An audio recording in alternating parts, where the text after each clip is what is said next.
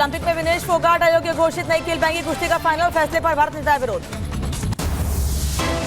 Final में खेलने से पहले अयोग्य घोषित हुई विनेश फोगाट। 50 किलोग्राम रेसलिंग के फाइनल में पहुंची थी विनेश, 100 ग्राम वेट ज्यादा होने से अयोग्य घोषित।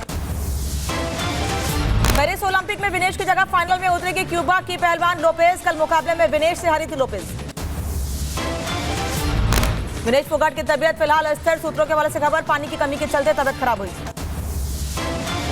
विनेश फोगाट से मिलने पहुंची पीटी उषा। पीएम मोदी ने भी थोड़ी देर पहले पीटी उषा से बात की। फिलहाल विनेश की हालत ठीक।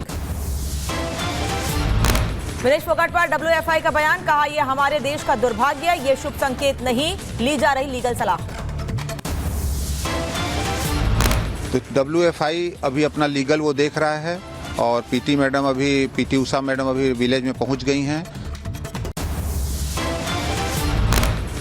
विनेश फोगाट पर पीएम मोदी का ट्वीट लिखा, विनेश आप भारत के लिए प्रेरणा है, भारत को आप पर गर्व है, चुनौतियों का स्वागत करना आपका स्वभाव है, आज जो हुआ वो दुखद।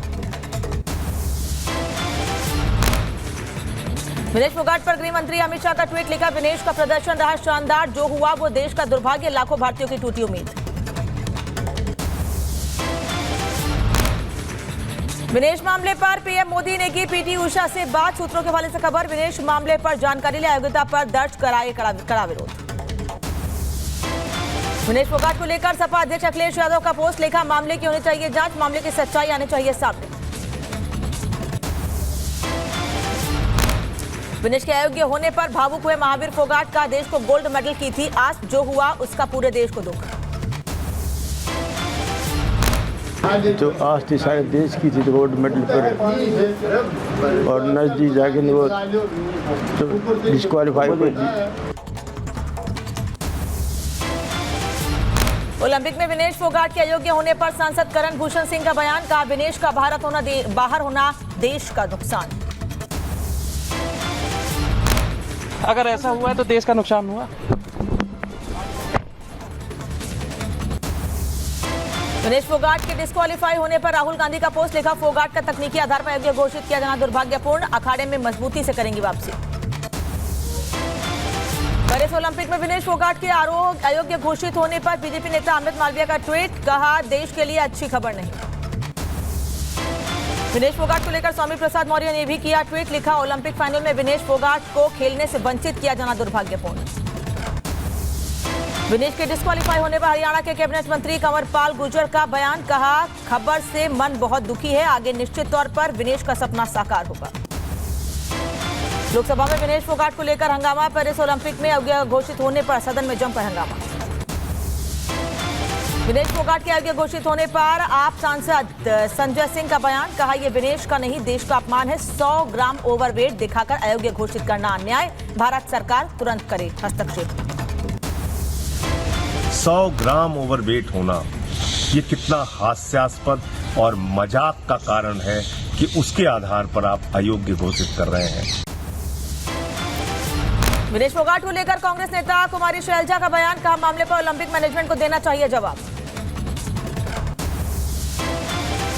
बांग्लादेश को लेकर सीएम योगी आदित्यनाथ का बयान, कहा अतीत की गलतियों से चाहिए सीखना, हमलों की वजह समझने की जरूरत।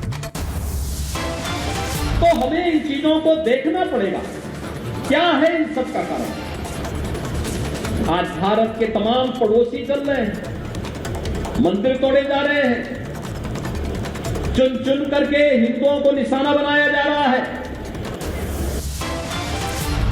रिपब्लिक भारत से बातचीत के दौरान बांग्लादेश वाले बयान पर बोले सलमान खुर्शीद, कहा जो कहा वो कार्यक्रम में कहा, सलमान ने भारत में भी बांग्लादेश जैसे हालात बताए थे। सलमान खुर्शीद और सज्जन सिंह के बयान पर बीजेपी का पलटवार, का आतंकवादियों की भाषा बोल रही है कांग्रेस। खुर्शीद हो, किस भाषा बोलना चाहते हैं? क्या कांग्रेस आतंकवाद की भाषा बोलेगी? क्या कांग्रेस जमात इस्लाम की भाषा बोलेगी? कांग्रेस नेता सज्जन वर्मा के विवादित बयान, का बीजेपी के करप्शन से परेशान है लोग, हसीना जैसा होगा बीजेपी नेताओं का हाल। मोदी जी एक दिन जनता जितने सड़क पे हिलोरे ले रही है, एक दिन तुम्हारी गलत नीतियों से तुम्हारे प्रधानमंत्री निवास में घुस जाएगी, कब्जा कर लेगी। सज्जन कुमार के बयान को लेकर भी अमित मालवीय ने किया ट्वीट, कहा चुनाव न जीतने की वजह से हताश हो चुकी है कांग्रेस। सलमान खुर्शीद के बयान पर गिरिराज सिंह का हमला, कहा राहुल के इशारे पर सलमान खुर्शीद देश को चेताने का काम किया।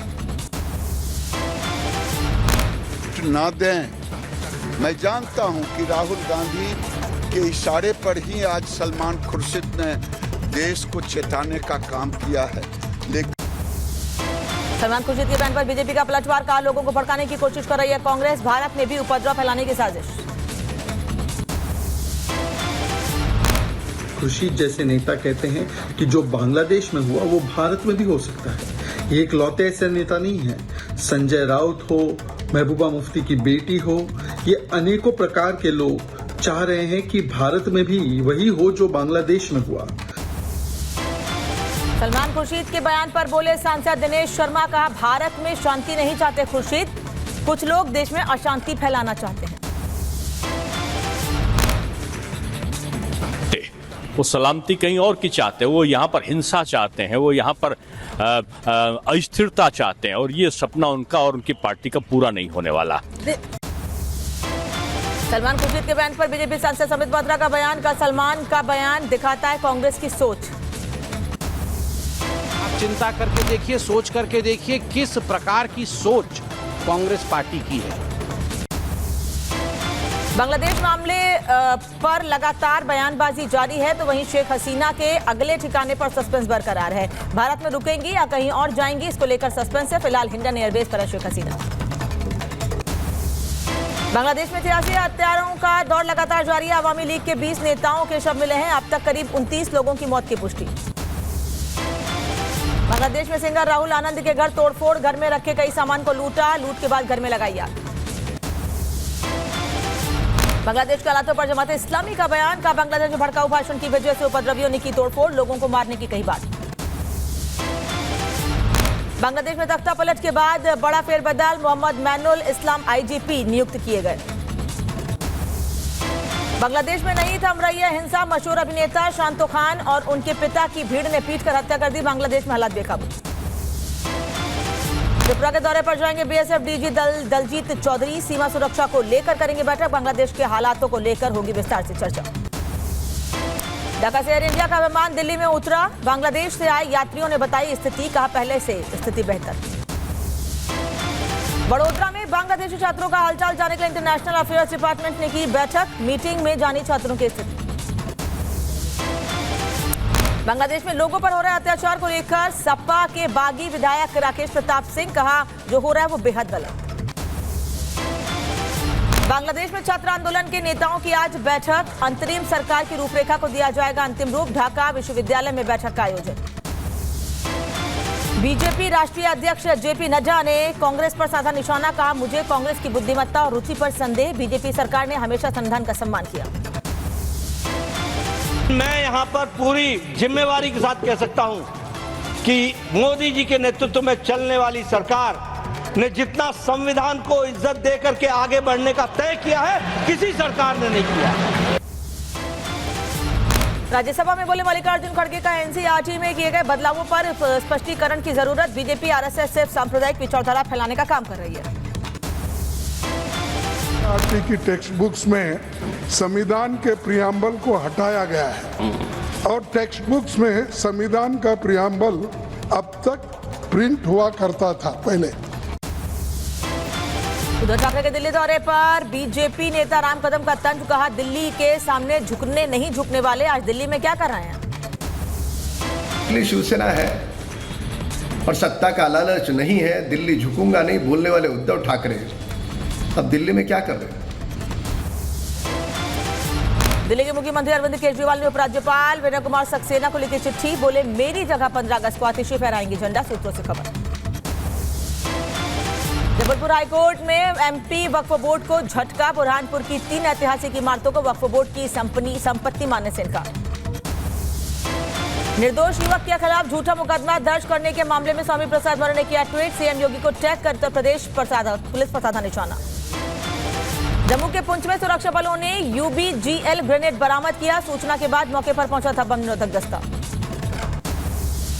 कोचिंग सेंटर हादसे के मामले में सीबीआई ने दर्ज किया केस। सीबीआई ने दिल्ली पुलिस से केस टेक ओवर किया। मामले की जांच शुरू।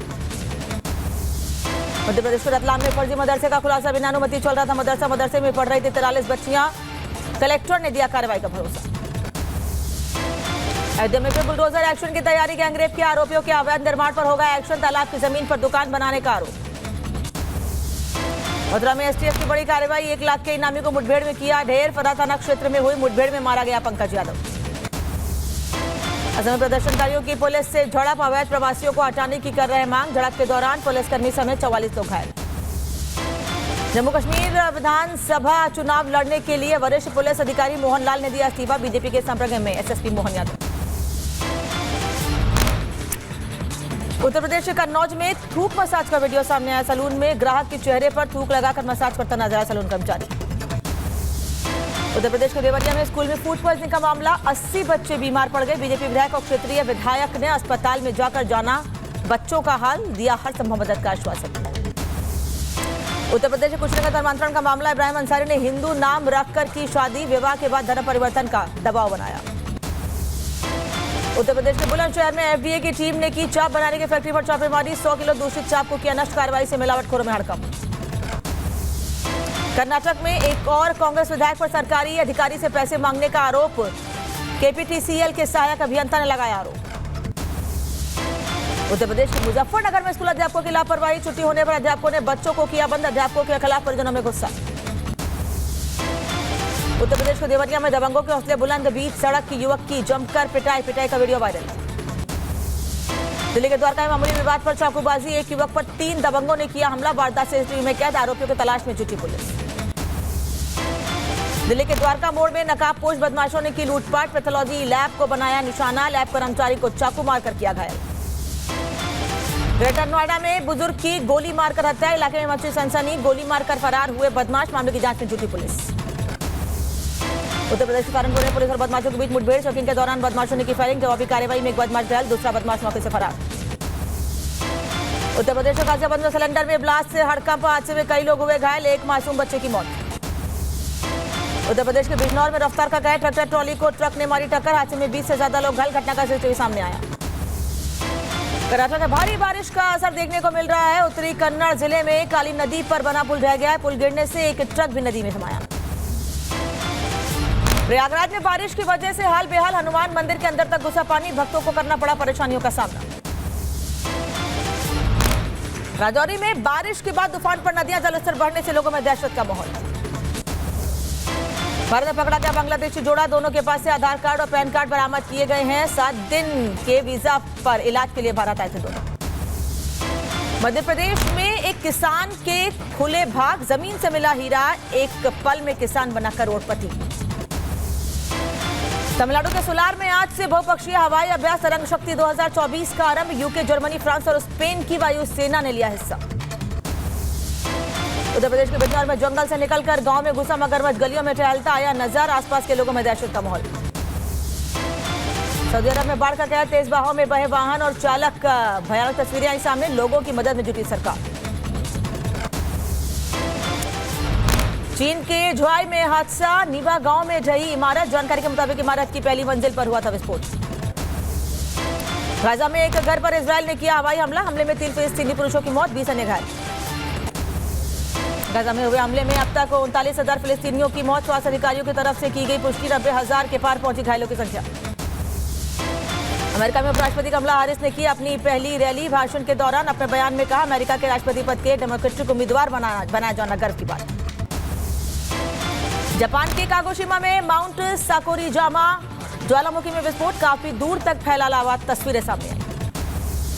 जॉर्जिया और दक्षिण कैरोलिना में तूफान का कहर। तटीय शहरों में खराब हुए हालात। सड़कों पर पानी भर गया है।